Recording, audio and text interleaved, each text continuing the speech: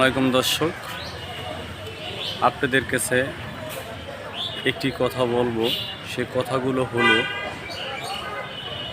এই রৌদ্রের সময় লেকের পাড়ে গাছের নিচে মানুষ কিভাবে আশ্রয় নেয়, বাতাস খাওয়ার জন্য বসে থাকে। রিক্সা ও মানুষ, রিক্সার ড্রাইভার, তারা কিভাবে সুন্দরভাবে দেখেন। পরিস্থিতি এমন, মানুষের সুখ হলো না পাঁচতলাতে, শান্তি নাই রে বন্ধু, আছে গাছতলায়। এই গাছতলার শান্তি এখন বসে বসে খায় মানুষে। দেখেন কিভাবে গাছতলায় মানুষ বসে আছে।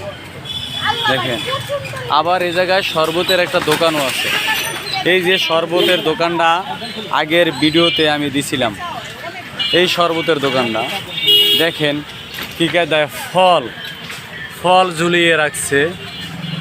আবার আম আছে, দেখেন আম কি সুন্দরভাবে এই ব্যালেন্ডারে জুস করে পাবলিকের জন্য খেজমত করে এই ভাইটা।